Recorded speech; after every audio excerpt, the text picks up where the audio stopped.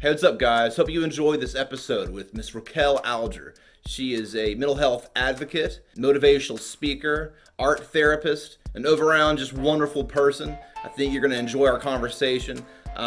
She's someone who I met on Instagram, and just networking with the podcast and whatnot. And she's the first person I've interviewed who actually has had OCD. So she's a fellow OCDian. It was wonderful to sit down and talk with her. I found out that most of the time I did the talking. It was just one of those days where, I get on these tangents and I just start talking, and then before I know it, the show's over.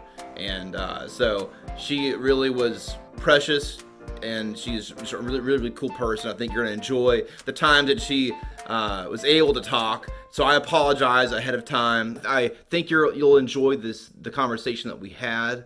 As you know, I had COVID recently, and I'm still kind of, trying to make progress in a lot of different areas of life. Mental health actually has been a huge deal right now. Just trying to slow myself down, not trying to just come back out. I've had to really manage myself, and so the podcast has kind of slowed down. I'm looking forward to hopefully cranking back up episodes and getting things rolling again. So, with that said, guys, hope you enjoy this episode with Miss. That said, guys, hope you enjoy this episode with Miss Raquel Alger. Like the real world, you have to confront it, but you also have to step outside it enough to stay nourished. And sometimes I don't know the difference, or I don't know where one ends and one begins, and then you got to try to do it at the same time. I've had this new kind of idea where we have to live in a constant state of meditation to slow down slightly, so we're we don't have to withdraw ourselves from reality. We can just kind of be and not be too intense. I tend to be I'm kind of intense, man. I'm kind of a person who approaches life in a very radical way, because I want, I want to live, I really want to get the most out of life, but there's a point where being forceful with your life it counteracts being, being fully yourself. You have to rest. You got to hold back and not be always intense. But anyway, how are you today, man? Happy 4th of July. Oh, happy 4th of July. No, meditation is good too. So yeah, don't worry about being late. It's fine. I was literally just relaxing, scrolling through TikTok, so it's fine. Yeah, man. Yeah, man. So where are you broadcasting from, or where are you streaming from? Because I know you're Eastern time. I'm here in Alabama, so I'm just curious to know what part you are in the United States, right? Yeah. I am right outside of Queens, New York. Oh, very cool, man. Very cool. Very, very cool, man. So, man, I've enjoyed interacting with you, man. You seem like a very, very fascinating person, and you have so much to offer and say, and it's very exciting. I was looking at your page, and I was very, very excited to talk with you. And I don't know, I kind of don't know really where to begin, because there's so many different things that I want to talk about. But but where there's a lot. Yeah, man. Well, I'll tell you what, you start wherever you're comfortable, and man, we'll just put one foot in front of the other, and we'll yeah, man. I guarantee you're the kind of person I could talk to probably for days, and we'd have just interesting things come up. I know there's a lot of, it's weird. Mental health is one of those things where it's a very serious topic, but there's a paradox to it, because I feel like it's like life, and like in our mental health and life itself kind of joins together. And I feel like, our happiness is a serious thing. It's our joy is a serious thing, and yet people don't associate happiness and joy as being, as being kind of silly, kind of being goofy. And yet the way that we approach our own happiness requires us to really kind of navigate this crazy world. And it sounds like you've had an amazing journey. And yeah, man, so take it away. Lead us into the promised land. All right. So this show also is about how everything relates back to you, right? Mm-hmm. Okay. And when we were talking previously, you said that some of my experiences really related to you. And if you'd like, I can just go and start talking about OCD and anxiety and go from there. Yeah, absolutely. Like, so like, let me set it up for you. As far as I know in my own life, confronting OCD, like for me, I had symptoms of OCD before I even knew there was a thing called OCD. I just thought I was insane. I just thought I was like, oh my God, I'm losing my mind. Like, and I secretly didn't want to confront things. I didn't know like how to navigate my internal world. And so, tell me about like your what I call our formative years, and how you came to terms with understanding this part of yourself that unfortunately the world doesn't really teach us about. We have to learn through our own quest of knowledge. And so, yeah, what's your general story regarding OCD? And You got it. So my like general story also involved me thinking what's going on in my head, because I had no idea. The only thing I could think of is that stereotypical, oh my gosh, I have schizophrenia type of feeling. It wasn't until I eventually went to a therapist and I said, like, what's happening? I have these thoughts, they are not going away, and I'm not exactly sure. I feel like just like stuck. And she was just like take a breath. She was just like, what you probably have is OCD. And then along with that, I was diagnosed with depression and anxiety. So that's what I was telling you about, like how it was kind of just all weird how it was diagnosed like all at once. But I was previously diagnosed with depression, now going back to middle school, but then I thought I was getting better. And then what can trigger an OCD like flare up is when something traumatic happens in your life, like, and my grandma had passed away about like 2 weeks prior, and my OCD flared up to like I wasn't able to do anything. My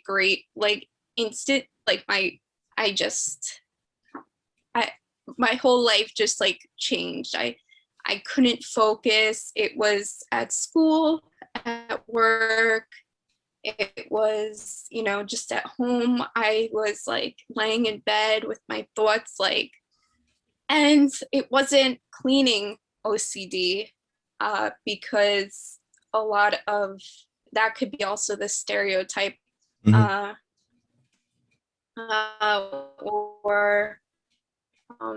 I did not have a problem with, germs as much. So mine was more of checking and numbers. I remember when I talked to my therapist after my grandma had passed, and we were trying to figure out like and conquer like all these thoughts, and she was like, I just want to see how severe it is. And I had told her I was afraid of certain numbers, and I said, I don't want to say it. And she says, can you like draw it out? Like, can you draw it? And I was like, sure. So I drew the number 6. And so she's like, I'm going to knock on the table 6 times and let's see what happens. And I started crying. Like, she's like, okay, you have really severe OCD. And, it was really bad. Like the amount of hours I spend each day just being drained from my own thoughts, I really hope people don't have to go through that. It's not always visible.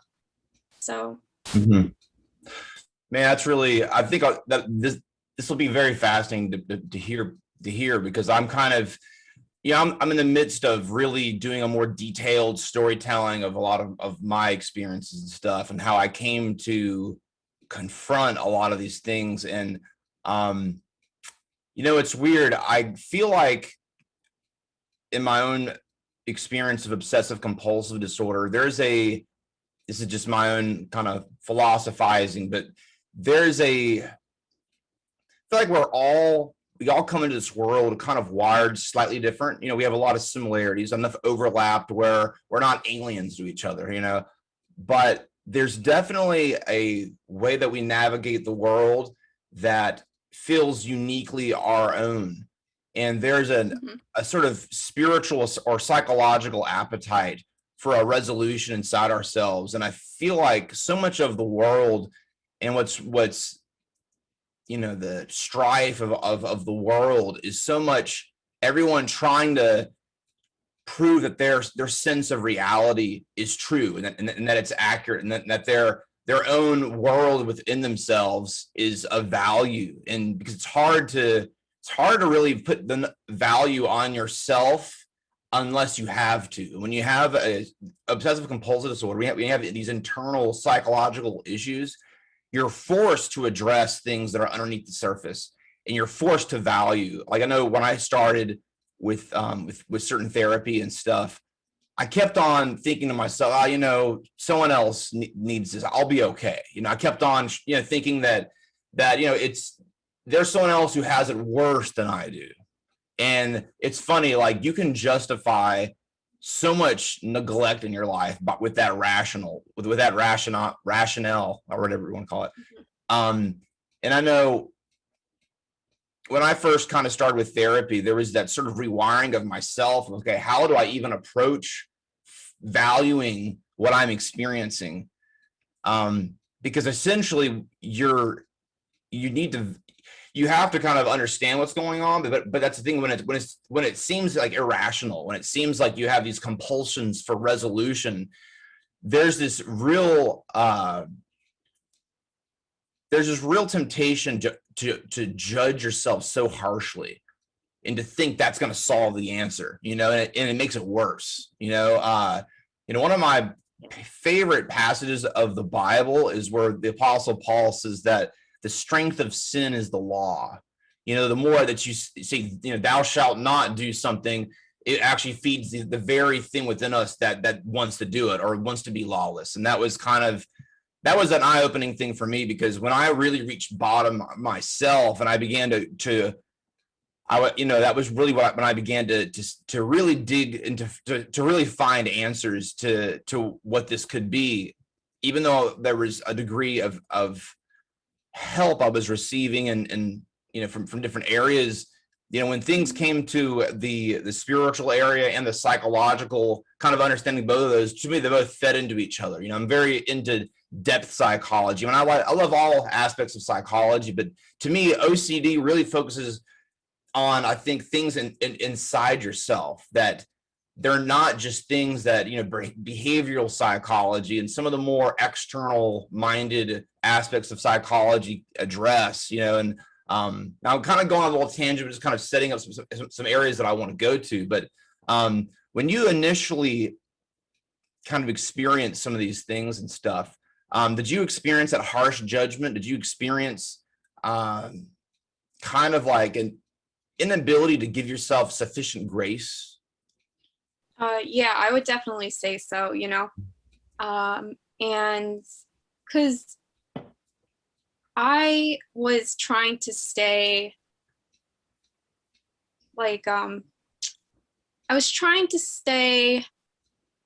I'm okay. I don't need to go to therapy. I will be able to handle this on my own. Mm-hmm.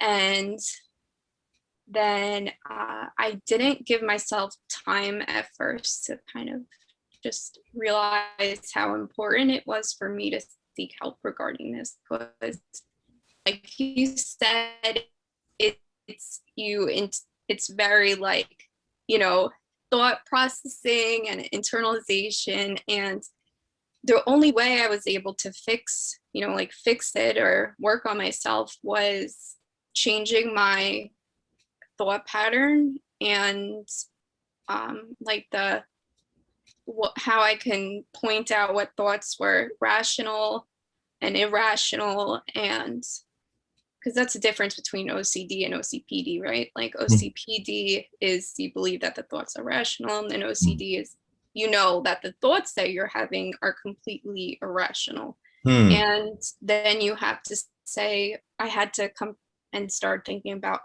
what are my triggers, what, you know, and then, but also I kind of felt bad if, you know, something triggered around me, and I was just like, how do I get out of this circumstance? And I was just sitting in the classroom feeling like I would be a burden to someone if I just had to get up and, you know, go outside for a moment and just like take a breather, because that's what my therapist said to do. So I would just sit there in like my like really, really like dark thoughts, and it was horrible. I mean, my thoughts, I don't know what your thoughts were, but my obsessions were like, if I don't do something, my family is gonna die. Yeah. So, you know, so many people struggle with that too, like with OCD. And I was just sitting in a chair having like my family get murdered over and over and over in my head. And so it did take a while for me to say, like, you know, it's okay, Raquel, you can go and take some time for yourself and focus on yourself, because if you're not, then this is just gonna get worse. Yeah. And that's a good point. You brought up spiritual stuff, because spirituality really helped me throughout the process. When I was dealing with thoughts, one way I was able to kind of ground myself is recognize the thought, realize it's faulty, that it doesn't belong there, and then I would just meditate and go pray, and that helped me. It doesn't work for everyone, but it definitely helped for me. Yeah, definitely, man. Like, it's weird. One of the reasons that I really wanted to do a podcast is that even though it's weird, there's a lot of different dimensions to what I want to get accomplished with this stuff. Like I wanted to be able to talk about these heavy topics, but in an entertaining way. Like for me, to me, it's fun to plumb the depths of understanding and in human joy. And I feel like unless there's authenticity and a sense of one's own personal truth tying to like a larger truth, to me, real joy and happiness to me is impossible. You know, you're just kind of floating out there somewhere. And, you know, one of the benefits that I had growing up was when I was born, my parents were really going through a real spiritual kind of awakening, and kind of the real texture of my childhood was kind of in the environment and the atmosphere of what they were cultivating. And so to me, it was very, very normal, like to so many different things. You know, I just assumed everyone, you know, was a Christian and everyone had certain beliefs, and I would just go into the world assuming everyone, you know, just believe the same thing. And I was kind of oblivious to like the complexity of things. But it was kind of beautiful, like especially later on when I got into music. Like I just assumed every song was a Christian song, you know. And so like I would just like immerse myself in a song and just to interpret all the words as like aligning with my belief system and not have any sort of like, I mean, I was really naive, but it was really beautiful actually. And I mean, I still kind of have that, but now I'm more aware. And you know, one of the difficult things for me when I started having obsessive compulsive tendencies, the difficult thing for me is that kind of that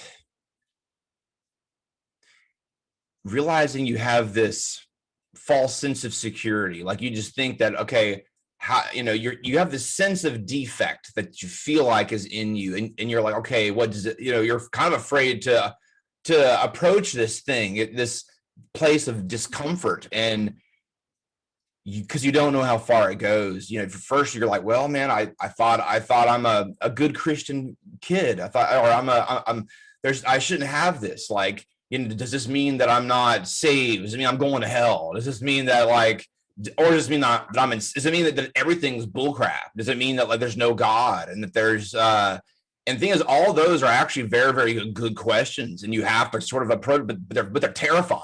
They're terrifying questions and that's why, man, I try to never judge someone who has like a different path of their life, and they're, as long as they're bringing to the interaction or conversation, you know, an authenticity, they're really seeking answers, because I can work with that. You know, I think we all should be able to work with each other, you know, regardless of what you believe or how, because I have a lot of weird spiritual beliefs. Like I'm not really, I'm someone who doesn't really, I respect tradition, and I think it should be honored and should be understood. But at some point, tradition becomes dead.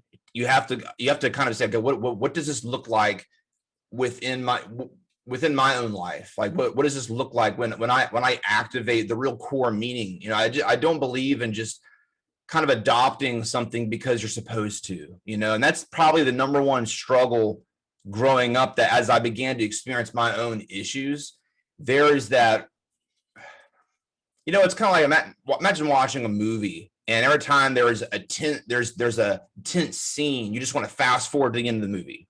Well, Yeah. to me, spirituality and religion tends to do that. It tends to just say, you know, I don't want to address this. I just want to go to the end of the book. And it's kind of like, well, the whole excitement and joy of existence is the tension in all these different areas of our life that we have to confront. And for me, it's, you know, OCD was something that I was forced to confront a lot of inward elements that in the moment felt like absolute chaos. And yet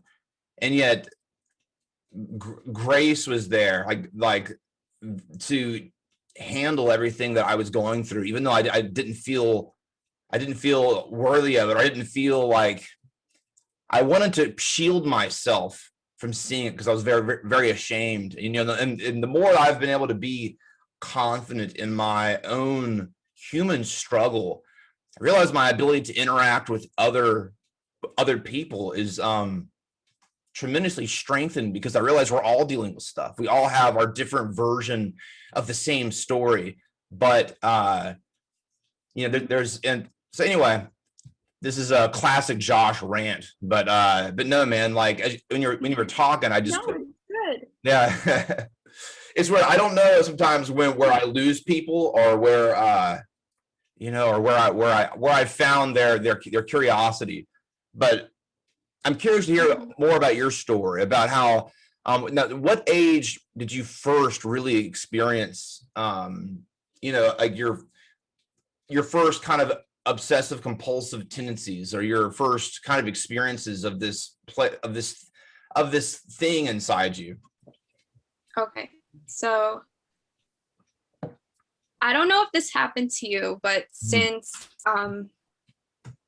like if someone else in your family has it, then you're more likely to have it due to genetics. But so I like had always felt odd, like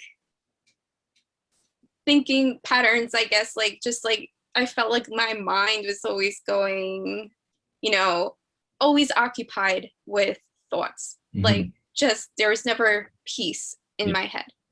And I just thought it was normal. I was like, all right, I guess we're normal. So then, or normal, whatever, but that's the only thing I knew, right? And so then I went to go seek therapy for bullying in middle school, but we mainly discussed depression. So nothing really was solved at that point in regards to how to deal with thoughts in my head, like coping mechanisms and whatnot with OCD. So then, yeah, so I thought all this was just like a normal thing. Like, you know, I can go and just live my life with it. But then my grandma passed away. That's what triggered it. Like, had it flare up, because, you know, like events can trigger it really bad. And yeah, so it flared up. I could not focus in class. It was, I'm trying to think of the specific like, this is, I think, the one where I was just like, okay, I need to go to seek therapy, because I was in college and I was about to go to class, and I touched the doorknob and I said, oh, I was just like, no. I said, no, not now, not now, because everyone was like coming like into so I just got super anxious, and I was like trying to find ways to, like, guys, I think it's locked. I think it's like, you know, just because it goes with like your obsession, then like your anxiety. So then you do the compulsion, and I could not do my compulsion because people are behind me. And I just kind of just was like, oh my gosh. So I went into class, I sat down, and I was like, I cannot. So I left class and I just started crying. And that's when I realized that I really need to figure out how to work with these thoughts, because they, you know, that they're irrational, right? You know that it's not going to happen, and they're just really bad, faulty thoughts. And I also thought there was stuff wrong with me, like when you're talking about I was always questioning myself when you're talking about spirituality and religion before. I started thinking in my head, religion came into OCD for me too. I was starting to think like, oh my gosh, like, am I being punished? Like, what did I do? What did I do? Am I gonna go to hell? Like, you know, like the devil's trying to like get in my head. And so it was just all these thoughts over and over again. And so it took me a while, but it did work. I learned, you know, like how to recognize my triggers, what to do when I, you know, what they, you know, usually it started off really with numbers on the board during math. And then had to make sure, so I was in class one time, and I couldn't have 1 and 0 next to each other, because whenever that happened, my head, it was like, my family's gonna get, like, they're gonna get murdered. It was over and over and over again. It doesn't make sense. You're able to point out that the thoughts don't make sense. You know that it's not gonna happen the way that you're seeing it in your head. But then I would just spend the whole class time on a notebook I have to try to make all the numbers on the board not equal, have 1 or 0 next to each other, or have a 6 in the answer. So it was intense. It was, but then I went to get help. I worked on the when I was actually told I had it, I was like, okay, so there's a name for this. Like, I kind of felt like relief, you know, in a way. Obviously I was crying and stuff, but I felt relieved because I knew it wasn't just me. You know, that's fascinating. I was thinking when you were talking about 1s and 0s, what's really fascinating about that is that, you know, that's used in binary code when they do computers and stuff. And essentially it's a kind of a duality. And I think it's akin to life and death. And so it's almost like when you think about it, your mind would associate life and death to your immediate family. So the association of 1s and 0s, life and death, loved one, family, you know, it's like you're the immediate kind of resonation of that principle within your immediate experience of your maternal or paternal environment. I think makes a lot of sense. And that's a very, very, you know, the human soul, the human mind is a very complex thing, and our associations, it's very funny how our associations can really stick with us. Like, I remember as a kid, this is just kind of random, but I remember playing outside and going to the side of my house and seeing where my family had thrown away some tomatoes, and they were kind of rotted. They were kind of, you know, in the trash. And I remember smelling it, being grossed out. And you know what, to this day, I do not like tomatoes. Like, I mean, I love pasta. I mean, if you hide it somewhere, if I have it with a salad or a taco, I'm good. But when I eat it, like I mean, I've tried. Like I will eat it, and it's like I'm like, okay, I'm facing my fear, and it's like it's always forced. I feel like I'm, it's just weird. It's weird how the mind associates with just weird things. Yeah.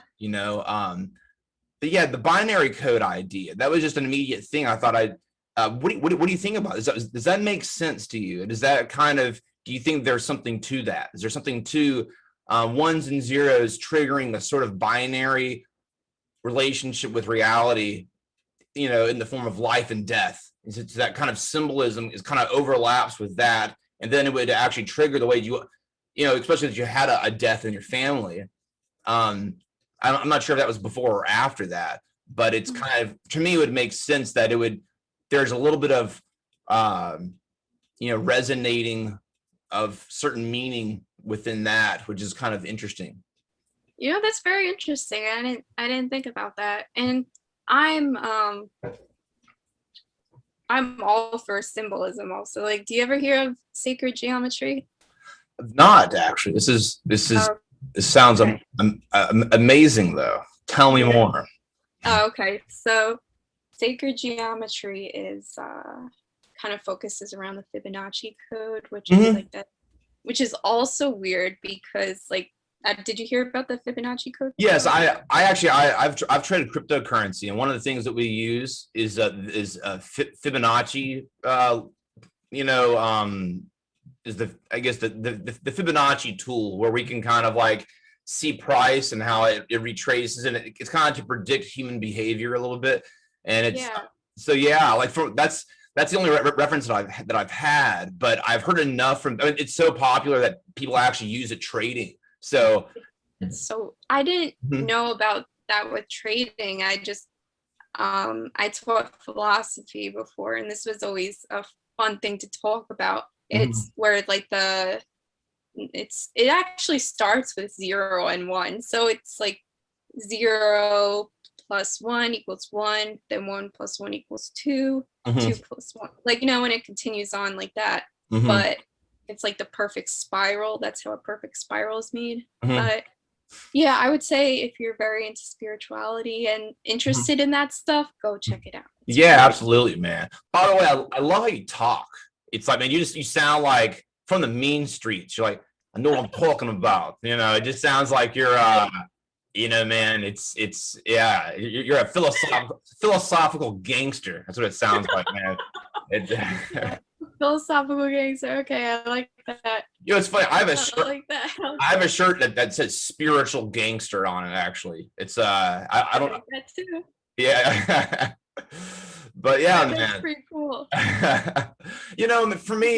For me, I'm a huge fan of Carl Jung, the psychologist, and for me, like, there's a whole different, there's a necessary authenticity that spiritual things need to be injected with in our era. And one of the things that he really believed in was how our religion in the West kind of lacked myth and lacked, and for me, myth is one of the elements that we're lacking. I think there's a multi-dimensional nature to spirituality, and I think one of the big problems we had in the West is how I think probably as a consequence of the scientific revolution, we kind of got a little too intellectual, a little too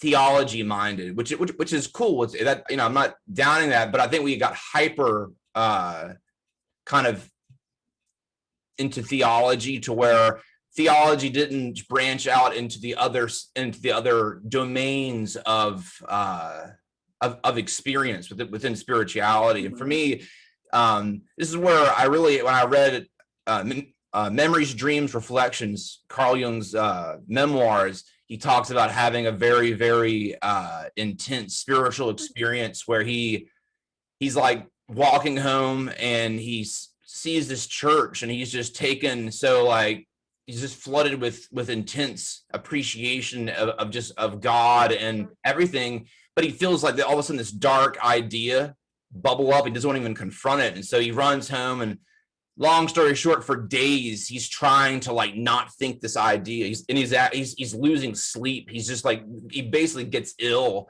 And long story short, he eventually, is like, man, I think God just wants me to confront this idea.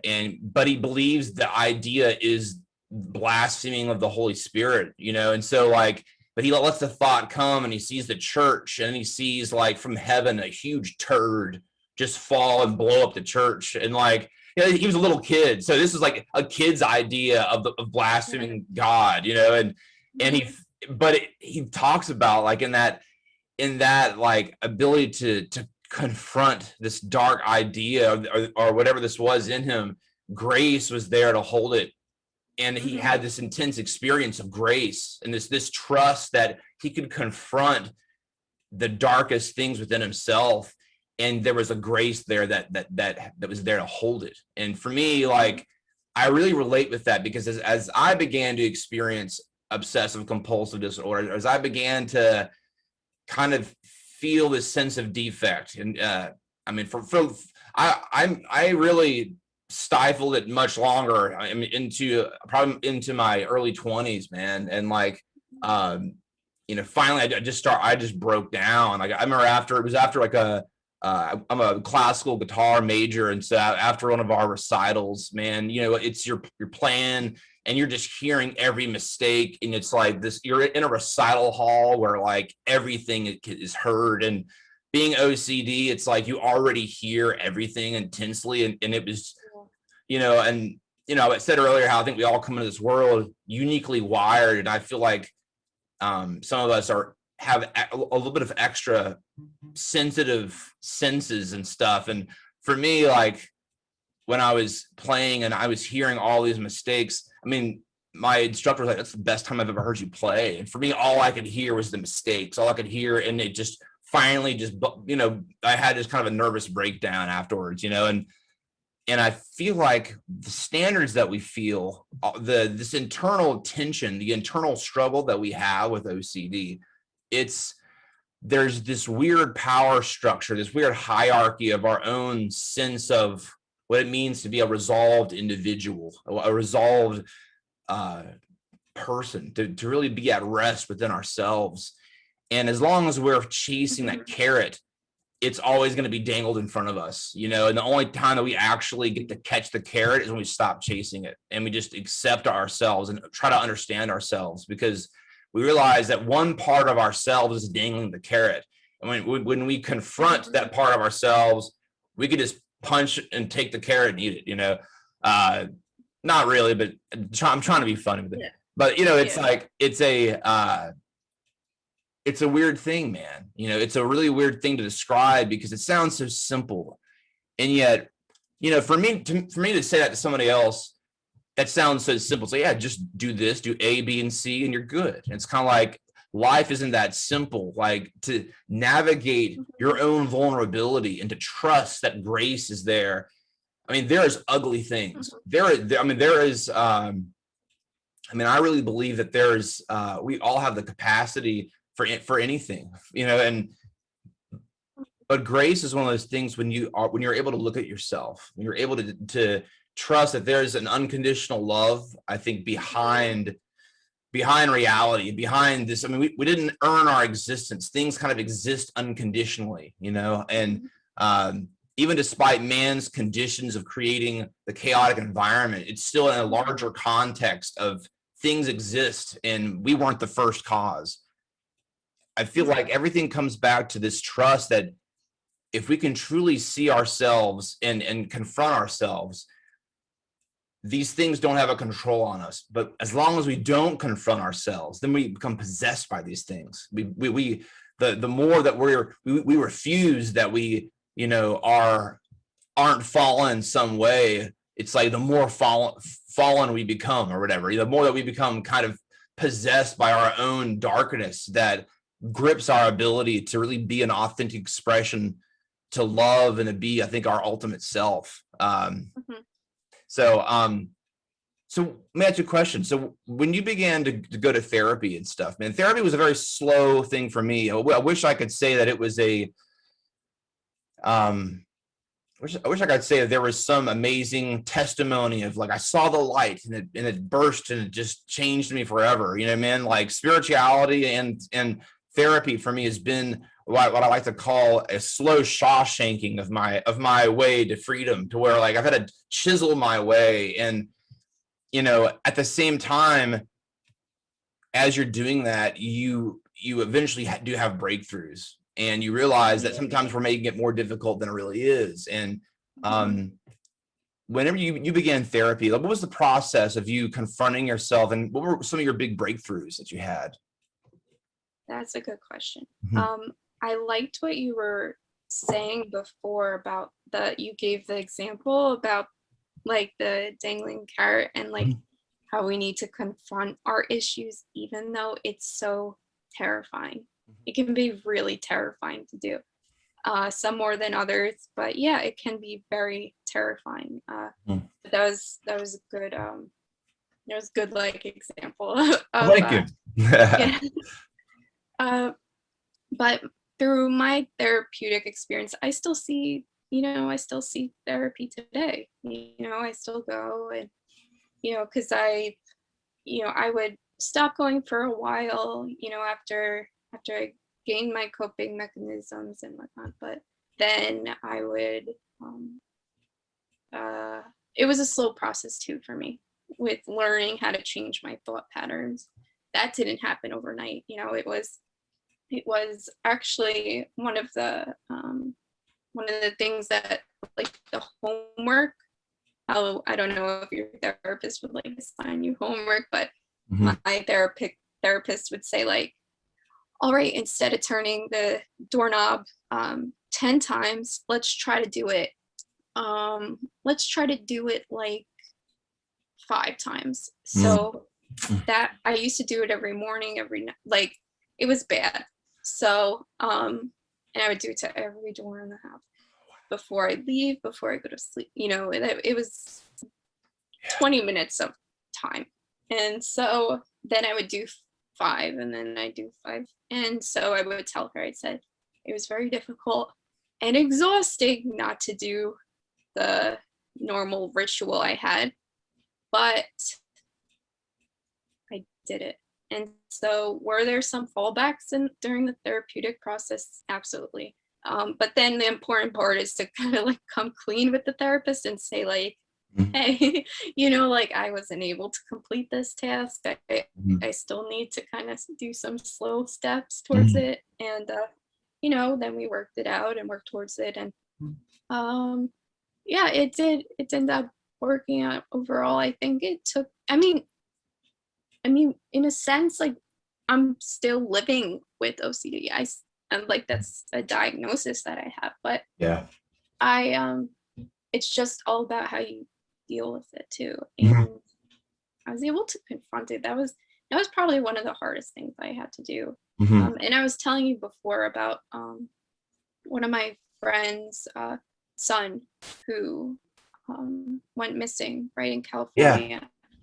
And it was unfortunately due to something similar, due to like a mental breakdown. And the idea of confronting that deep dark place can be so scary. And it was because of a mental health issue. And sometimes I was trying to explain this to my friends. It's just sometimes you just don't know how to deal with it, and then it gets to a point where you want to be like lost somewhere else, because that's the only way you're gonna find yourself. Like, I know that's a weird way to describe it, but that's how I described it to someone. Like, you feel so lost, but you can only find yourself by being like away from everybody. And yeah, it's just, so if everyone can remember Dane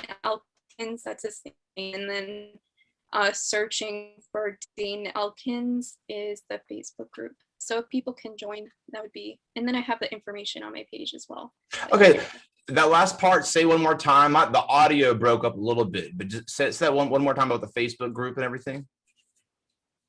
Oh, yeah, sorry. It's okay. No, it's, The Facebook group is Searching for Dane Elkins, and then I have and then on my page on Instagram, okay. there's information about it. But yeah. Okay, cool. Absolutely, man. I'm really sorry to hear about that, and that's, man, that's something that I hardly know how to relate with, because, man, it's like how do you feel? I'm not gonna imagine that, like, anyone, they feel lost. I mean, there's almost like there isn't a worse feeling than feeling lost. And I know when I guess psychologically, when you're dealing with like a disorder, or you have that weird feeling that you're lost, that there's that weird feeling of everything is just in midair, and you're just and there's no way to grab a hold of things. And I think when you're talking about being overwhelmed, I mean, sometimes, man, if I'm kind of, I guess, an ambivert. I'm kind of amphibious. I can be an extrovert, but I can also can be very, very extroverted. And so, but I gotta charge, and especially with COVID and stuff, man. I really got introverted. Like, I really began to read and write a lot, and just dig deep in myself, and a lot of things I did a lot of growth. And for me, that's a way of me nourishing myself, to where when I do go out in public, I just feel like I have so much more to give.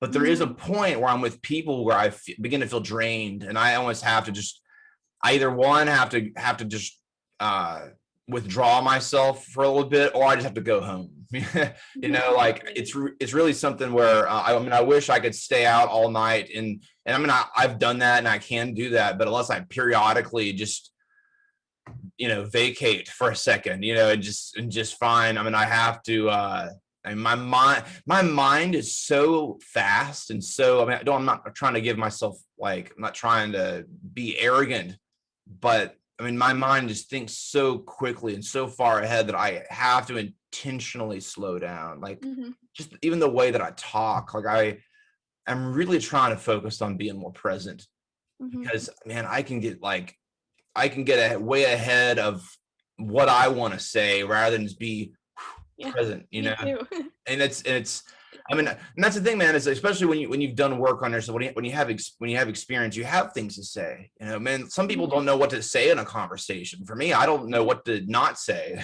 It's kind of like, and the thing is, I've now integrated that into my character. Like, when I talk to people, it's like, I hate being phony, or feel like I'm being phony. For me, my best conversations are like confessionals, where I just talk about my most embarrassing things, and people think it's hilarious. And it's now, I've actually wanted to do a little bit of stand-up comedy, just to see really how, it's like a weird form of therapy, because I can kind of promote ideas that they're funny because they're true, and but they're also powerful. They're ideas that people would enjoy hearing about, but they're in context to a lot of areas of life that are filled with a lot of tension. And tension's a weird idea. It's a cool way of putting it, because comedy is all tension. It's all build up,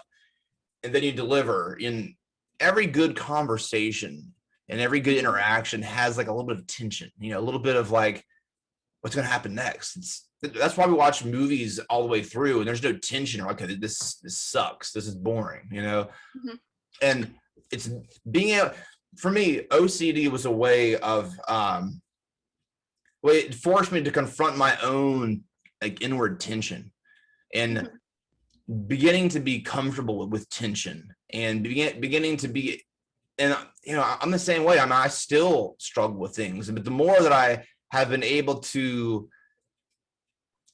rest in some of this more genuine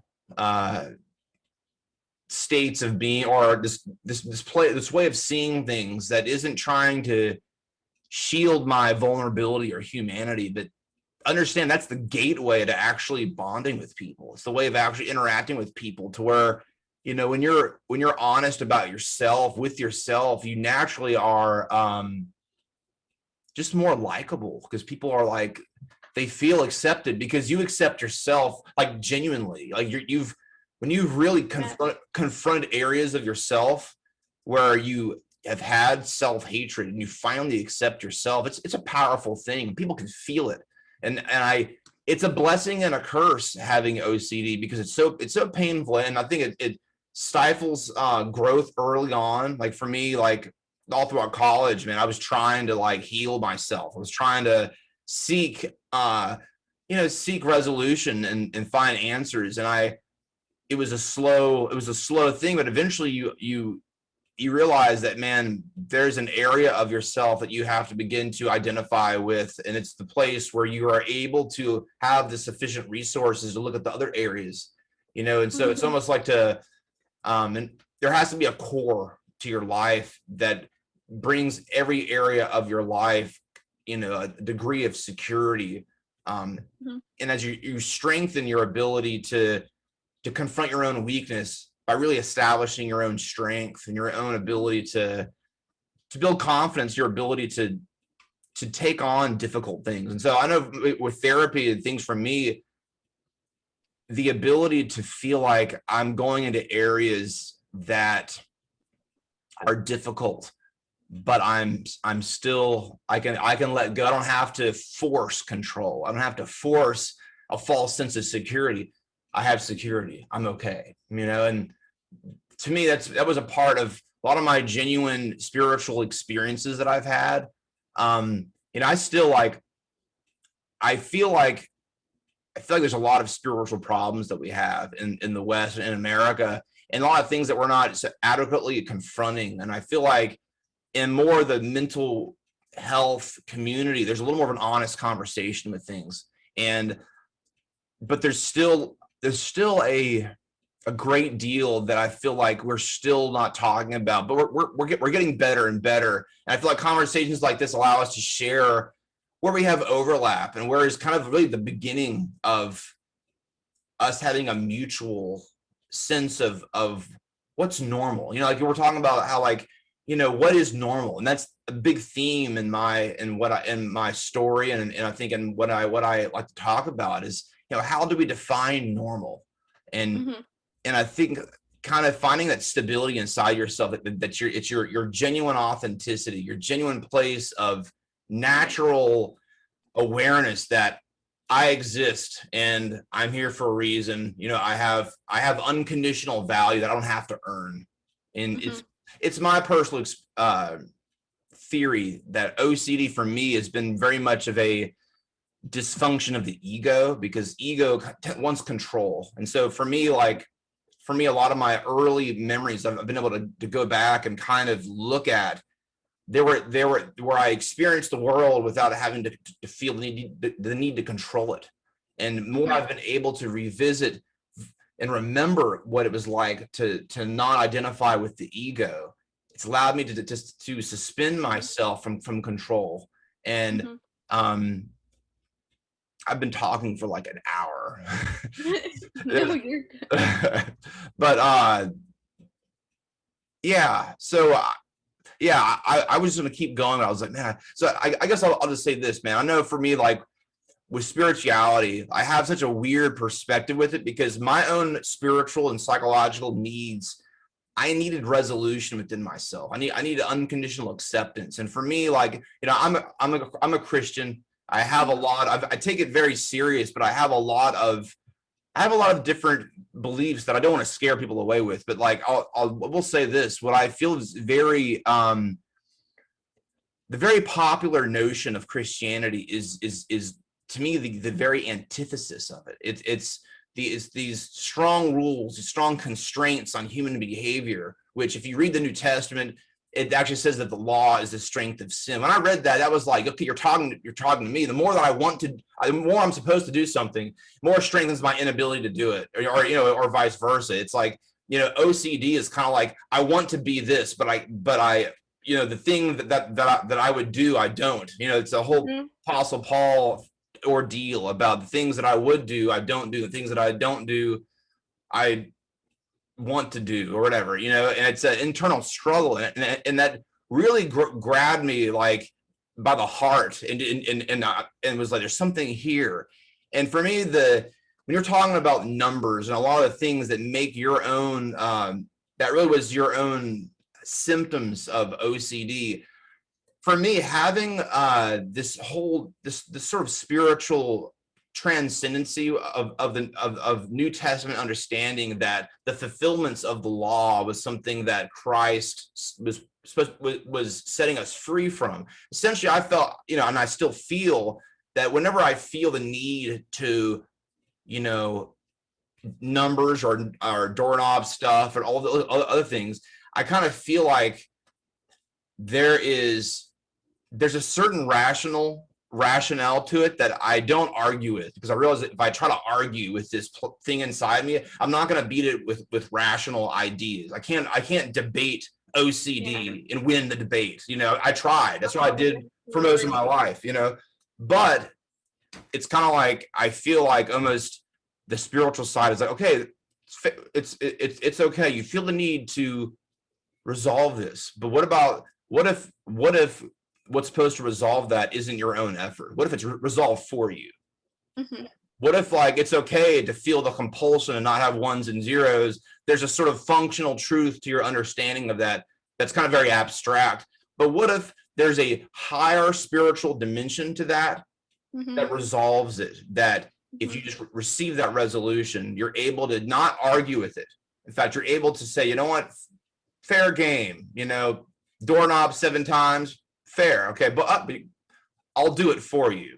And there's a sort of trust in the universe, a sort of trust in reality that's like, you stop debating with the way that you feel, and there's an acceptance of what is the overarching kind of I would say higher spiritual plane of things that I think is good to believe that there's a higher power that fulfills these obligations for us. Mm-hmm. You kind of get what I'm saying with that?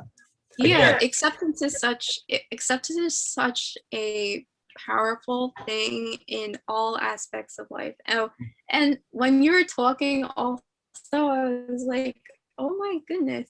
Like whenever I like in a conversation, whatnot, my mind's going all over the place. And I'm like, oh, I can say this, that relates to that. Oh, I could say, oh, this is but then I'm just like, when I'm so sorry, man.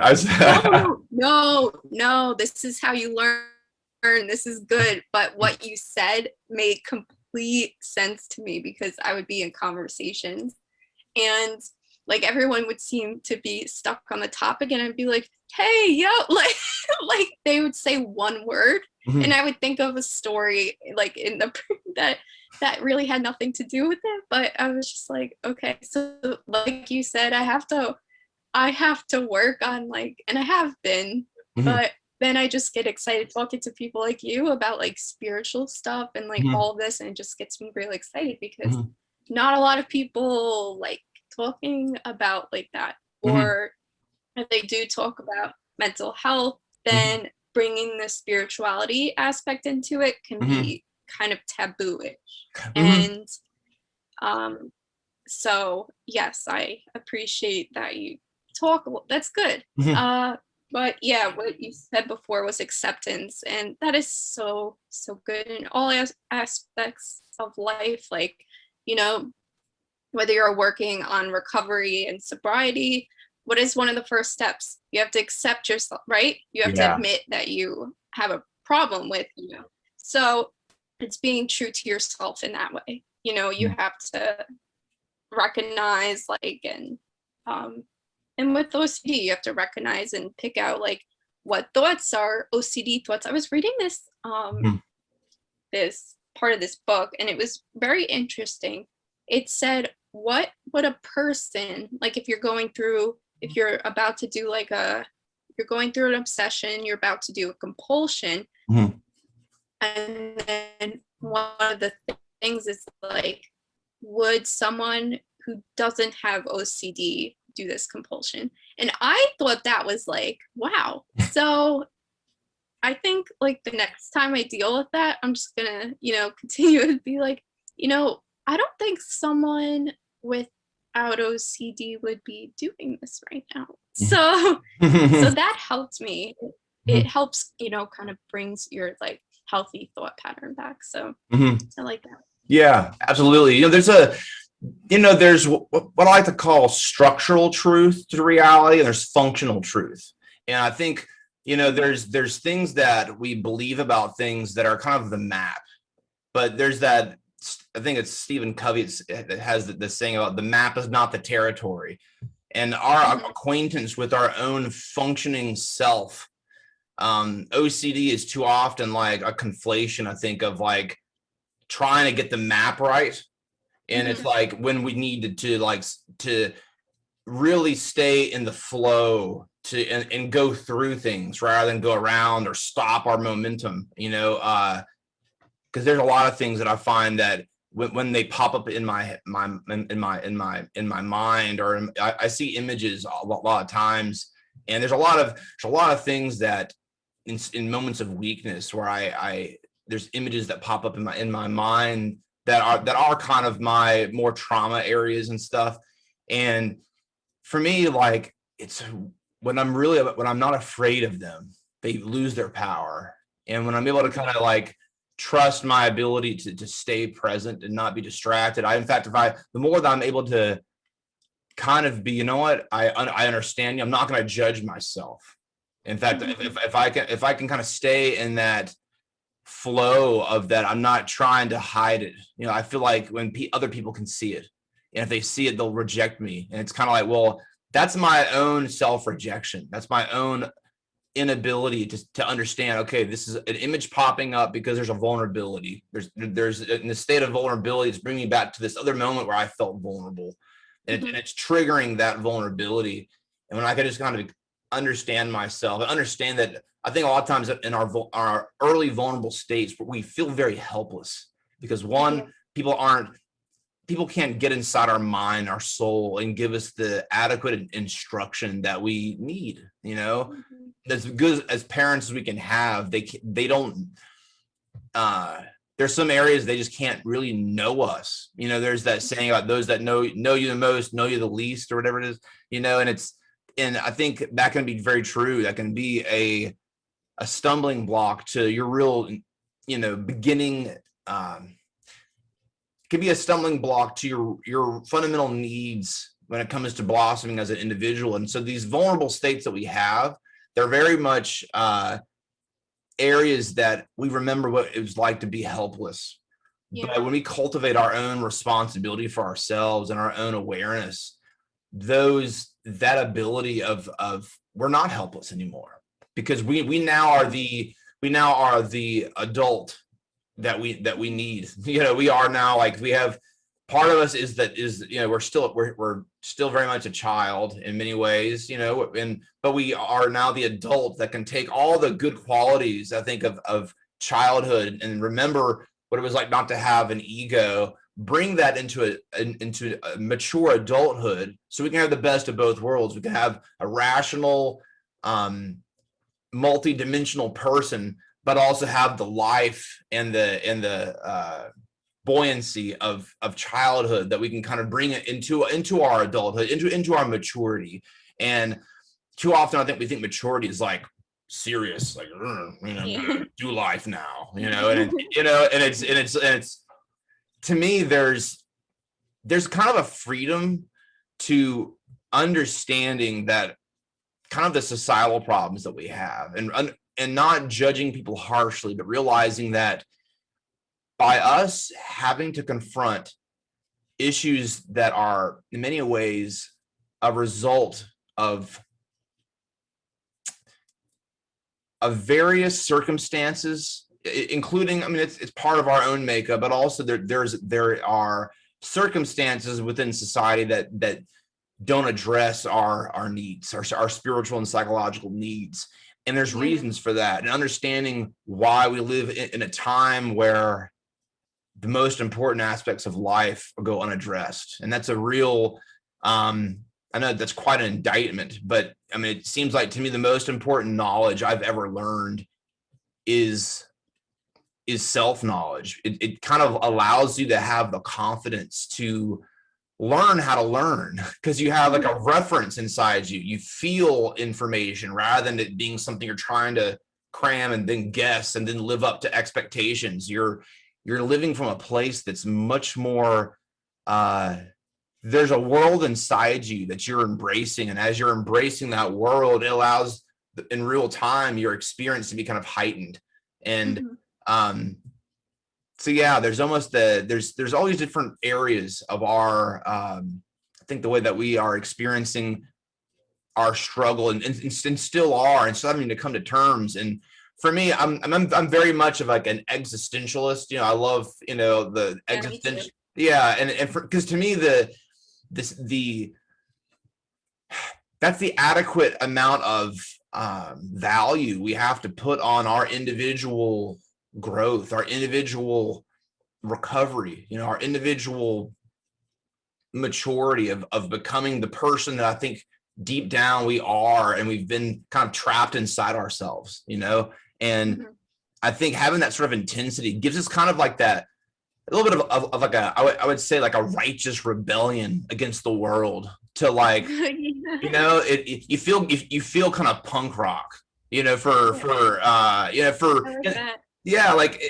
in the most profound sense of it, like I used to really love kind of the ethic of people like Kurt Cobain and people that were like, there was something angsty and kind of pushing back against the world in some way, I mean, I know he had his own demons, but like I know I've always appreciated those people that had a sort of ethic to like their art and their ability to push back against norms and kind of I don't know, have an attitude that was filled with the conviction of their own individuality. And I know you're very much into therapeutic art and stuff, and I was something that I really wanted to talk to you about, because all of these things kind of converge into so many aspects of life that I think come into confrontation within the arts.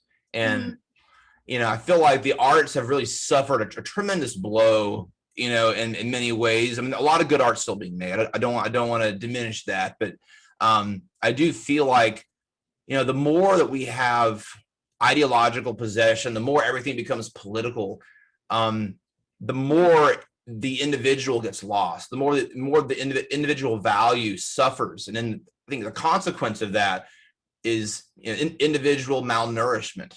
And I think that's why therapy and a lot of things are becoming, and mental health is becoming more and more an issue in societies, because everything is running on the antithesis of individuality. It's fighting against it, and we're not willing to confront that. And the individual arts is something where it's supposed to be about individual conviction. You're really creating out of the depths of your own individual makeup. But yeah, I'd like to hear about therapeutic art and a lot of your ways of seeing things, because I feel like all of this converges into ways that we express ourselves in many different ways. And tell me about therapeutic art and some of your feelings and beliefs, or I don't know, like tell me about therapeutic art. Will do. So I like what you were talking about before when you said that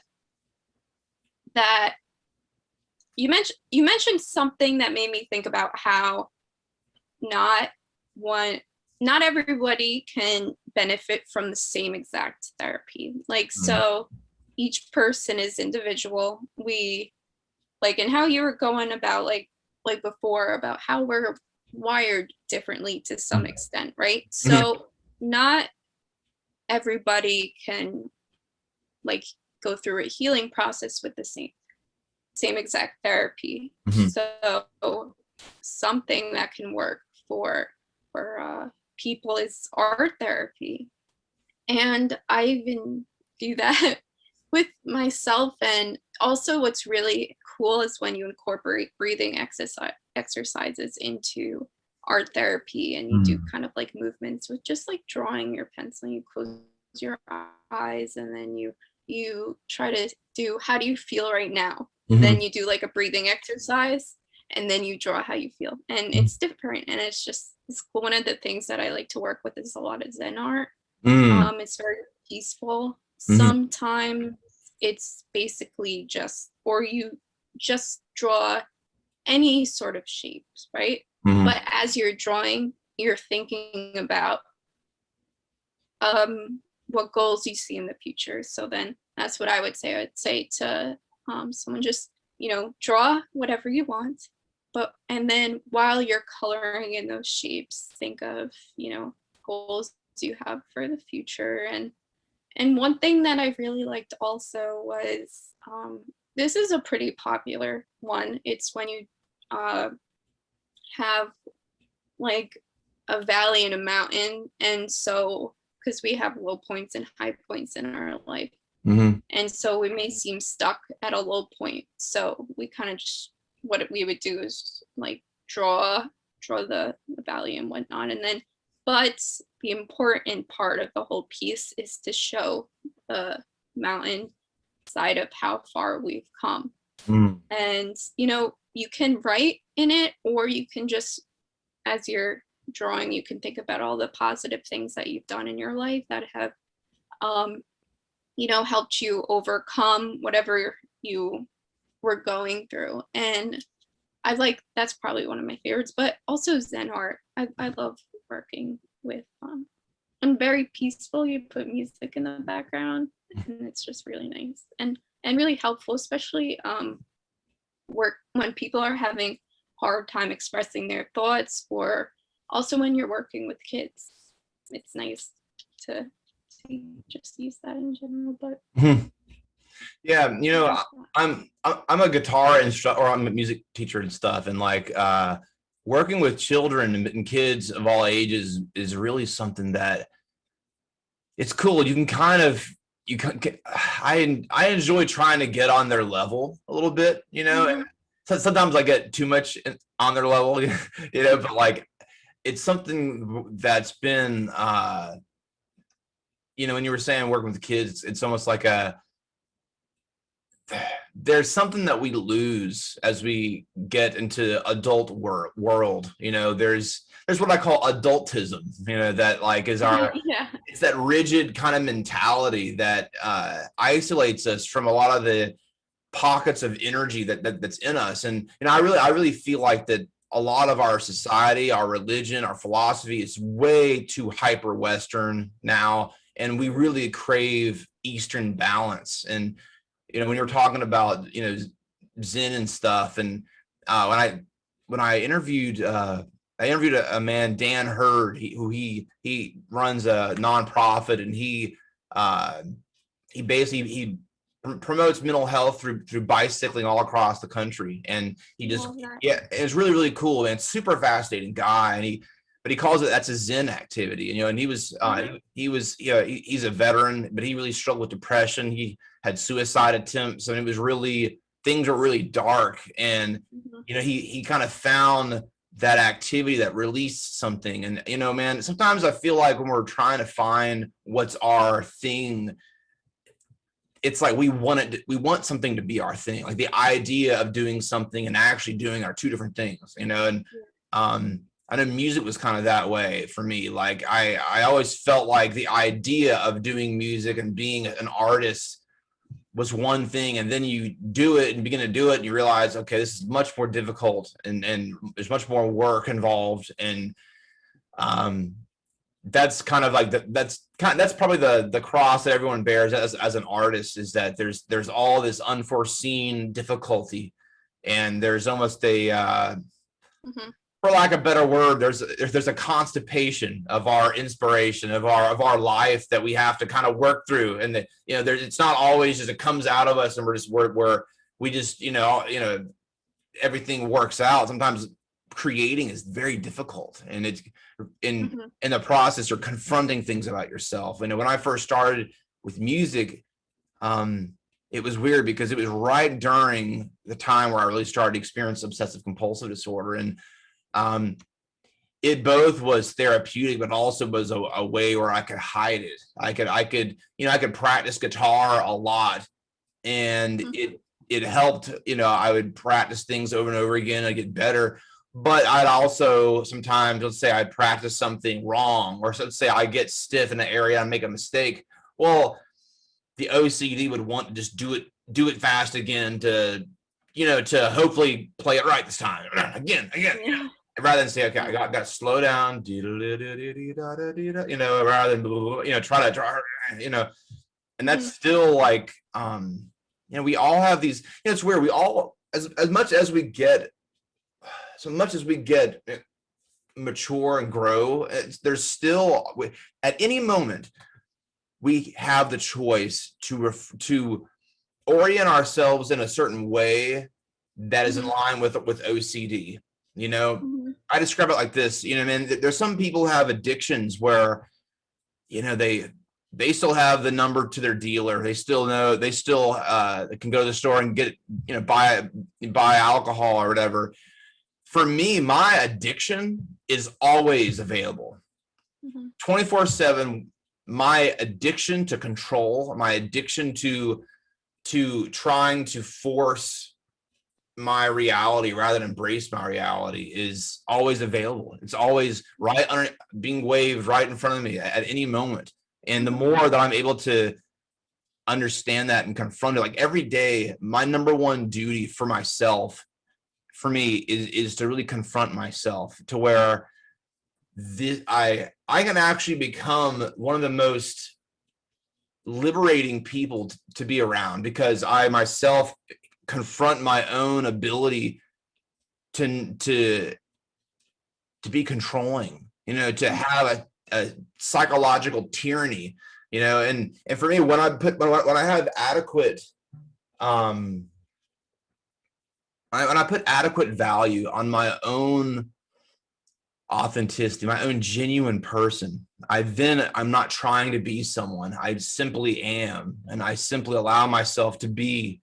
And in that context, I can talk to someone and actually appreciate who they are, and I know the last couple of weeks have been really busy, and you can feel like, oh man, I need more alone time, and it's the last few days I've been able to kind of get more of it and stuff. But for me, unless I'm really intentionally putting value on myself, taking time out to really say, okay, this is my reality. This is because for me, my Zen activity is writing. For me, I love just sitting down and putting one foot in front of the other to like talk about things that maybe that I don't know exactly what I'm going to say or think, but I start somewhere. I allow sort of like a torch of insight to illuminate one little step in front of me, and then I have another idea. And after about an hour or so, I have a rather long way of describing something inside me. And after, it's very, very, if I do it right, if I'm not forcing my words or my thoughts.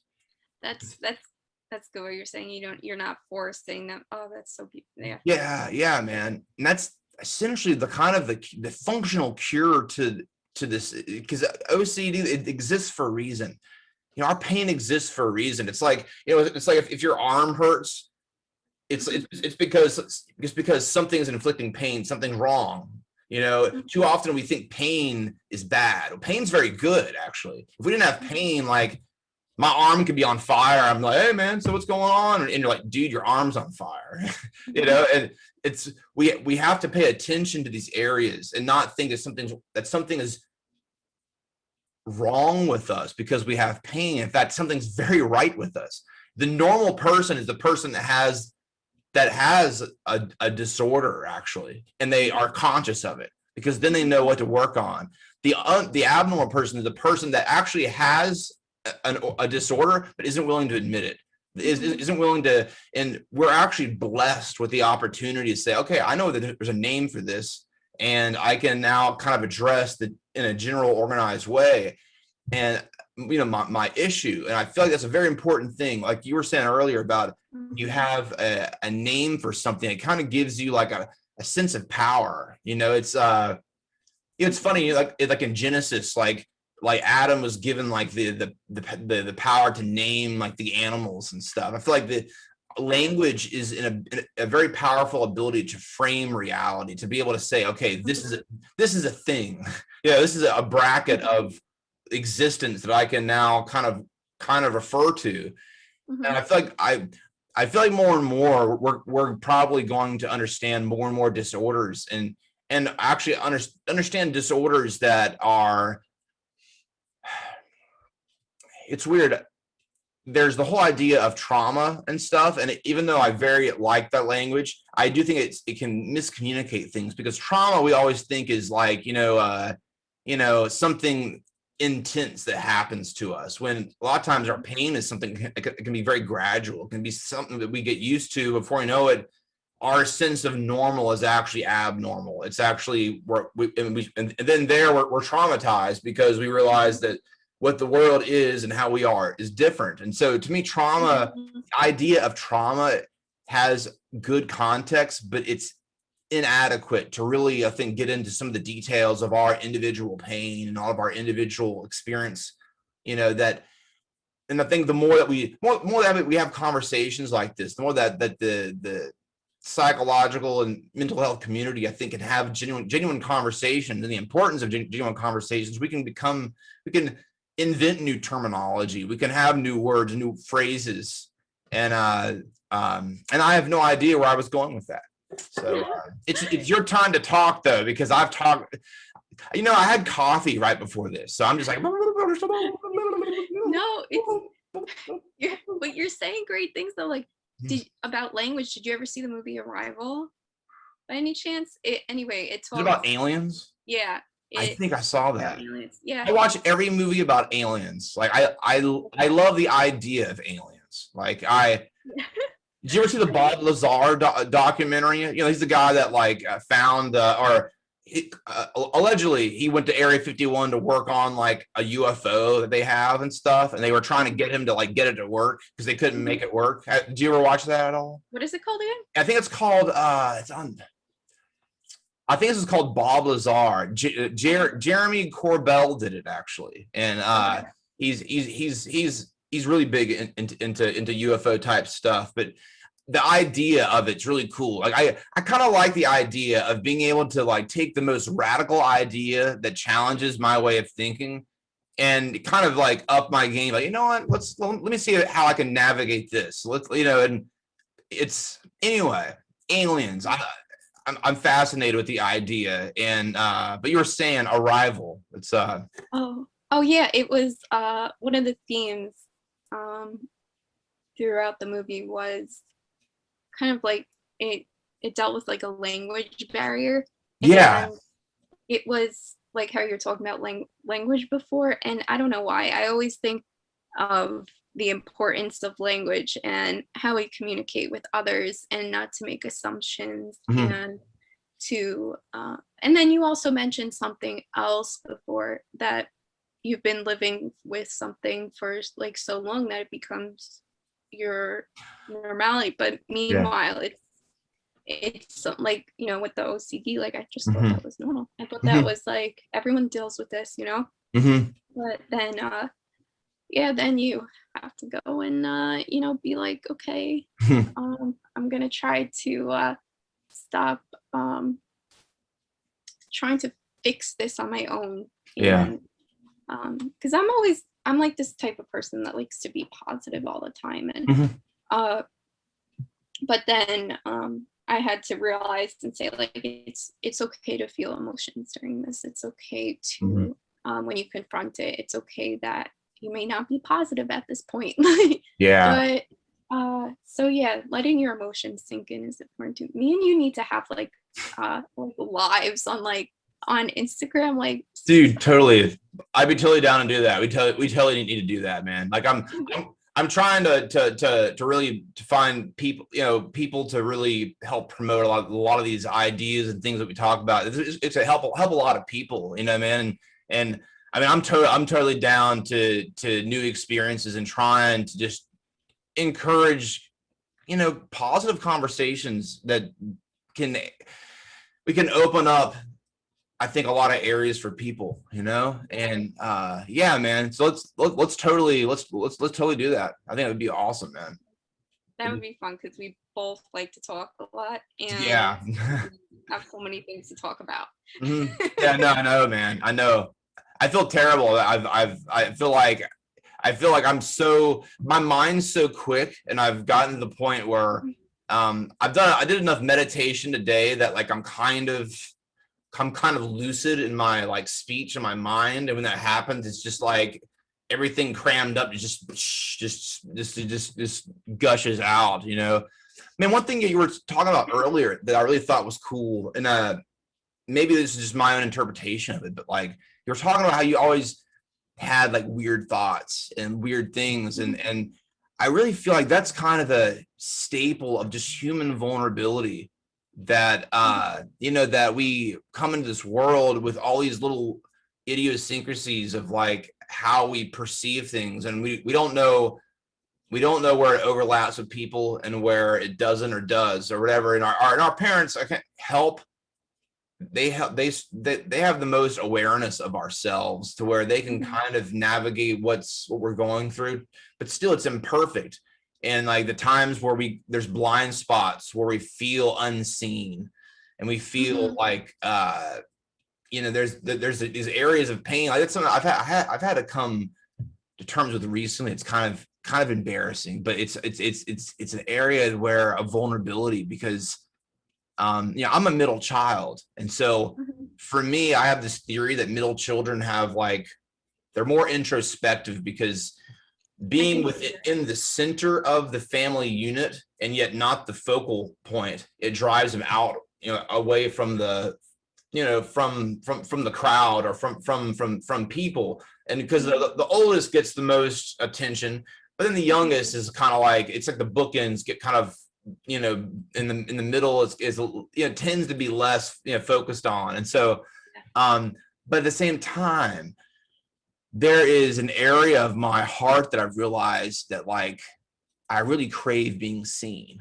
And when I'm not seen in certain instances, like it really hurts. Like it really feels like I'm like, like I've had to realize that, like I've had to fuel that in my ability to see people and to make when I go out in public and I see, like I went to Nashville recently, and I did kind of a social dynamics seminar and boot camp, and we went out into the city. It was really cool. You know, you get back into just being a social person. You're meeting random people and everything. And but man, like when as I'm doing that, I noticed like people in public having a hard time. Like I gravitate towards them, you know, because I want to help them. And it's, for me, like I know what that feels like to be surrounded by happy people and to be unhappy, or to be, you know, to feel unseen, to feel like you don't belong. And you know, it's like when I always like to try to help people no matter where I am. And because I really feel I know what that feels like. But you know, it's I think when it comes to our own vulnerabilities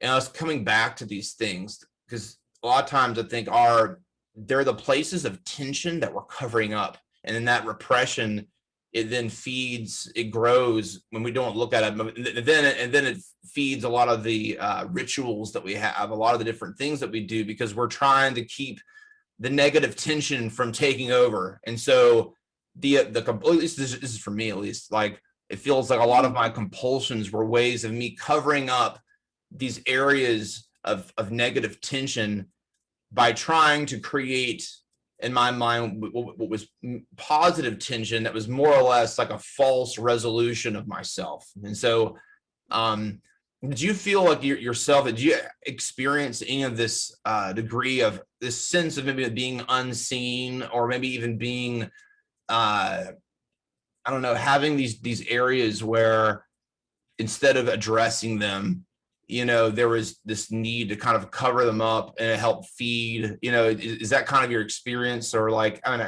what do you have to say about that? Or is that more of my story, or does that overlap with anything that you personally dealt with?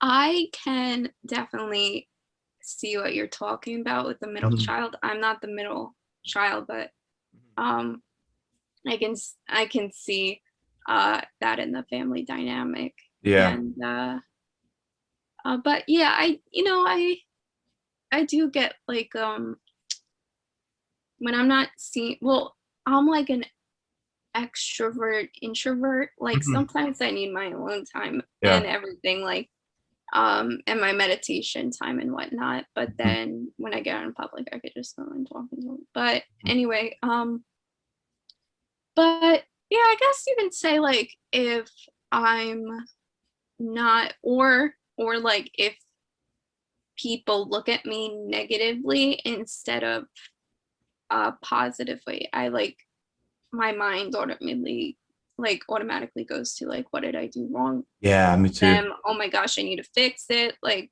but then I was working on that, and I just had to realize that not everybody's gonna like me. Like all I have to do is just be myself, be kind, be loving, and some people may just take, you know, my personality like Mhm.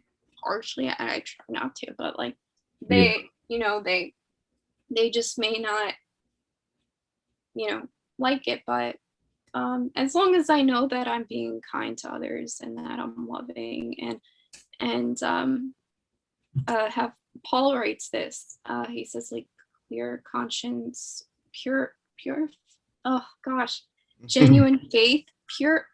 It's something along the lines of that. And Mhm. then I was just like, this is such a great way to Mhm. live every day. It was like a Yeah. pure conscious. So I do you know what I'm talking Yeah, about? yeah, You yeah, have like yeah. it's No, yeah. Is it right where you're talking about like having a good conscience? Conscience is that what he says? Is I know that there's a few areas where he talks about that, and it's a there's almost like Paul's really cool. He has like these little Paul-isms that like he phrases things. yes, I love Paul. Paul's Yeah, a very interesting guy. he He really really is. and He has like yeah. brilliant man, and it's really a it's funny, man. Like it's very unfortunate because I don't feel like we get like the sufficient uh Pauline revelation. Like we don't talk about it because it requires us to think. It's really deep, and we all Yes, tend to, it you know, is. it's hard from the pulpit for preachers and teachers to like get into that. And yet for me, that's what like saved my life. It was like when I got into like the details of some of that, of just the things that are difficult. Like you have to challenge yourself and your ability to perceive, you know, spiritual things, and that's the kind of the fun of it is Mhm. reading things and saying, okay, what does this even mean, you know? And it's, I mean, Peter even says that Paul's difficult to understand, you know, and but it's Yeah. but to me, if you're not challenging yourself, if it's not, you know, if your spiritual or religious beliefs are just so easy, it's like, to me, that's a sign you're not digging hard enough, you know. There should Yeah. be there's a point where you find what you're looking for. I mean, seek and you shall find, you know. And Mhm. I know for myself, you know, I'm still seeking in some things, but I know I've found a few things, and I know that I know this because I used to be very uncertain about myself. And I know, like, when I meet people, and it's weird, there's this place of like natural confidence I have because I feel like I genuinely understand myself in some ways. And you know, it's weird. So when I went to Nashville, you know, going out in public is really and just meeting people cold approach is really kind of, it's fascinating because I discovered in myself there's these areas that I'm so harsh about on myself, and areas where my own, you begin to realize that you have areas where you care about people's opinion of you more than you Yeah. care about your own opinion of yourself. Oh, that's such a oh yes, I love Yeah, that. That is yeah. so good. No, and it was kind of an illumination because for me it was like consciously I was, you know, I thought to myself, yeah, I love myself in a healthy way. I'm very whatever. But then when it comes to, you find as you're testing that and making a demand on yourself to talk to people in public, and when you go to reach for that place in you to you know, talk to someone, there's different places that you can reach from, and you realize that there's sometimes you're in a there's an area that you realize, oh wow, I'm very weak here, and you're very ashamed of it actually. For me, it's why some people, they can get by with faking it until, they fake it until they make it with people. I don't know. But for me, there's such a powerful frequency that when I'm aligned within myself, I have such a, I really bring to it my own acceptance, and I can actually really sufficiently and adequately connect with someone. But there's also areas that if I'm not that way and I'm aligned and there's an area where I'm, like I said, where I think I don't have sufficient self-acceptance, all of a sudden I realize, oh, wow, like I'm so stifled because I'm now valuing their opinion more than I value my own opinion of myself. The thing is, I know myself. I know the most embarrassing things about myself. And I know like all the dirty details about, and all the messiness. And I can honestly say, after going through a whole lifetime, or up to whatever age I am, 24 adjusted for deflation, as I say, as I get older, it is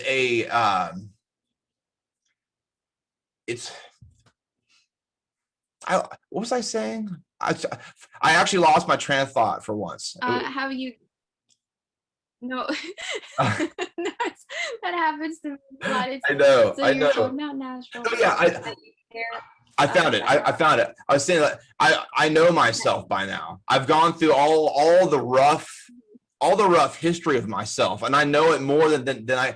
And so only I can frame that to myself, and only I can actually confront and actually look at it. And when I do look at it, I've discovered that's where my confidence is. My confidence is in laying bare the facts of my life and being able to look at them and not feel ashamed. Sometimes I feel like we feel like strength in life is not feeling weakness. And yet I really feel like sometimes strength is feeling weakness and not being ashamed about it. It's okay to be vulnerable. Yeah. Not feeling guilty and saying, you know what, I'm a human being. I'm vulnerable. A lot of the things that happened in my life were not my fault. And there were things that I've had to deal with. It was the hand that was dealt me. And the more I confront that, the more I'm able to, when I talk to people, bring to it that frame of like, man, I know myself. And after not liking myself for the longest time because I didn't understand myself, now I understand myself. And dude, I like myself. Like I really enjoy being Josh. Like it's awesome. And in fact, I have to I enjoy it too much sometimes. I have to force myself to go and enjoy other people, and it's, so that sounds very arrogant, but it really is kind of like, yeah, I'm not laughing at that makes me happy, and but also I see what you're saying, yeah, that's good. Oh yeah, I mean, if I can't enjoy myself, how can I enjoy you? How can I enjoy anybody? My whole experience of the world through the prism of myself. And so I think too often that sounds just, we're programmed to think that means selfishness, because we're such a self-consumed culture.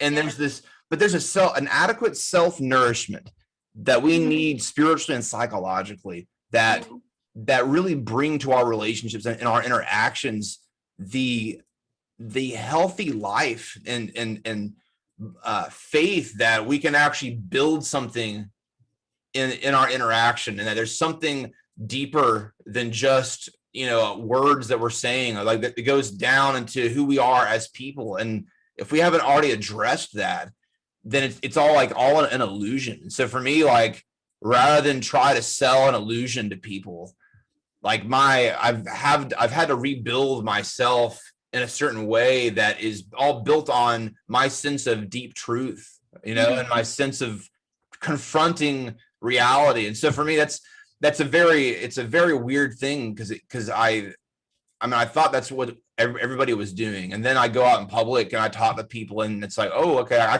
I can't talk deep with this person. They gloss over it with the look, and it's like, okay, I have to. And that's why I'm trying to convert my depth into doing very simple things that contain that same energy. Sometimes just walking down the street, giving someone a random high five and just goofing off, and that can carry your depth. You don't have to talk about Nietzsche, or I don't know, talk about Eastern philosophy and the Apostle Paul to everyone. You can bring to every interaction you have your own awareness, your own conversation with that. Like, it's the whole time you're interacting with somebody else, you kind of have your own inner dialogue, and you can have that inner dialogue with yourself the whole time about the deep things to keep yourself aligned. And then when need be, you can give them a little nugget here and there, but I think for me, the foundation of myself is keeping this dialogue going within myself, and not necessarily having to live on that level with everybody, converting it to having the opportunities and having the platforms to be able to have my words count, what I have to say count. And you don't do that by always being deep with people. It's just being a deeply rooted person that gives of the fruit of your own labor within yourself. And that like I said, that can be very simple things that throughout the day you're doing for people, and that you're bringing to people your fullness and stuff. And so that's kind of like the new frontier I'm doing right now, that I feel like. Love that. That's great. Yeah, man. Totally, man. So, man, let me ask you, as far as your if you had to point to some of the number one or the top things that really helped you kind of confront your own, yourself and growing in your own self-acceptance and your own ability to really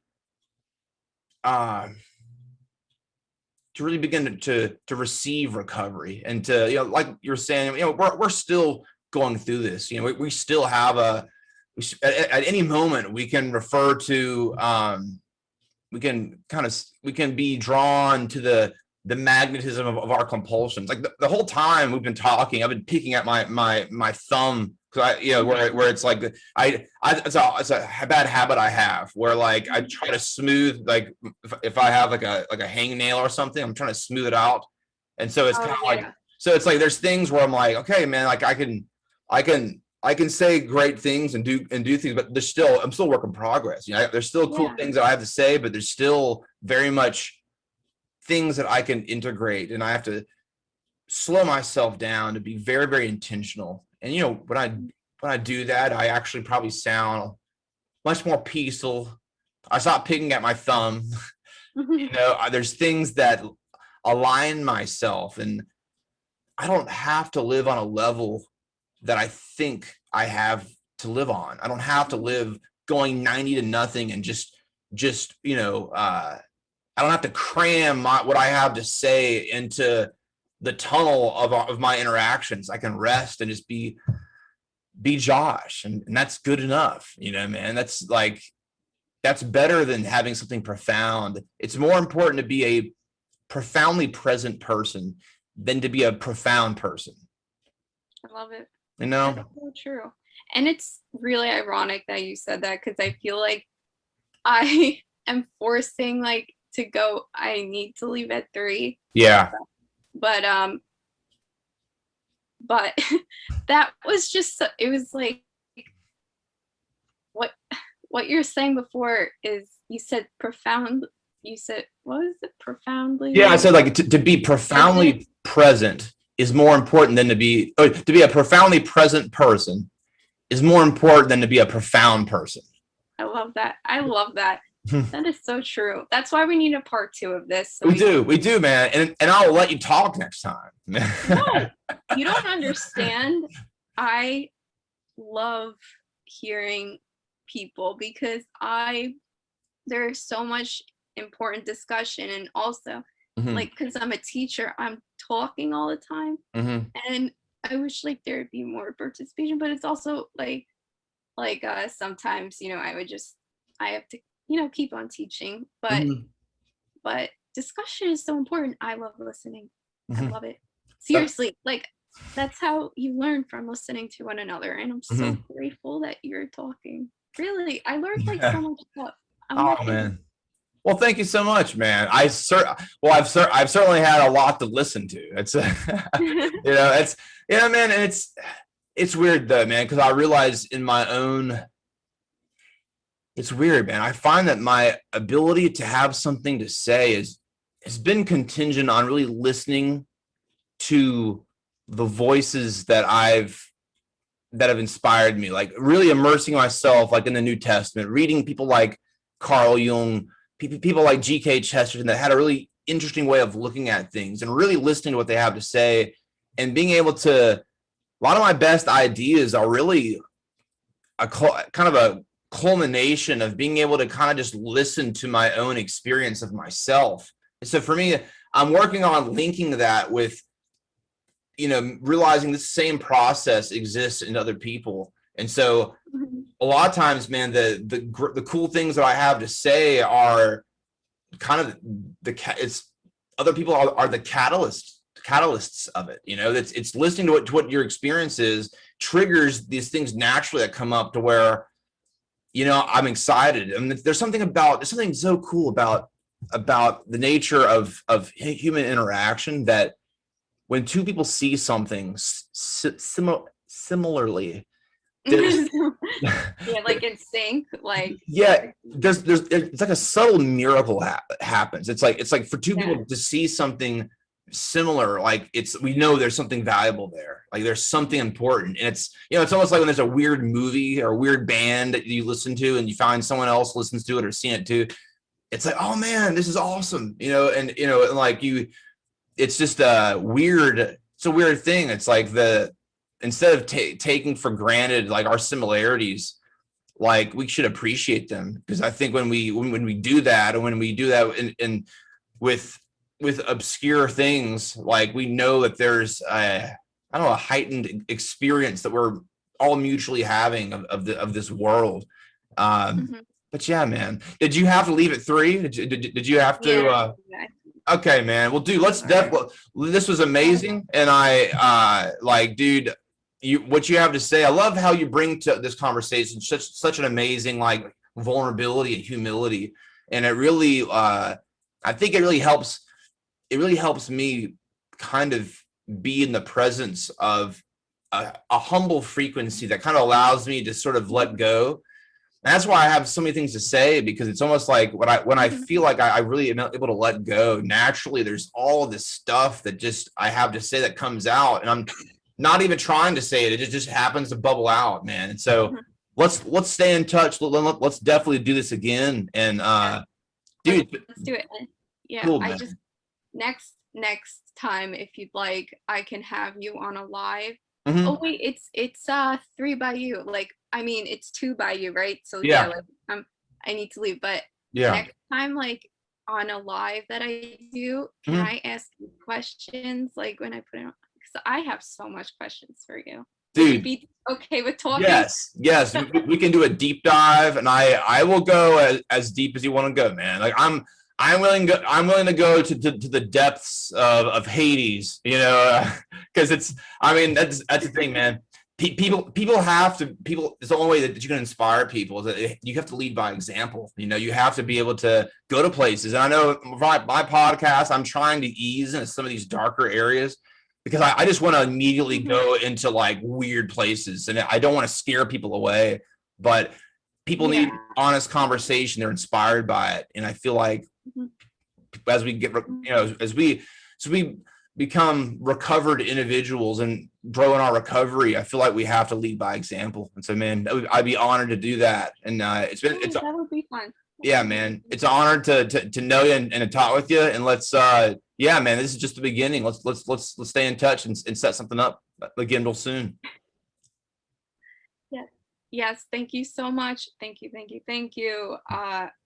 You have been a pleasure to talk to. Oh, man. Appreciate your spirituality and Carl Jung, right?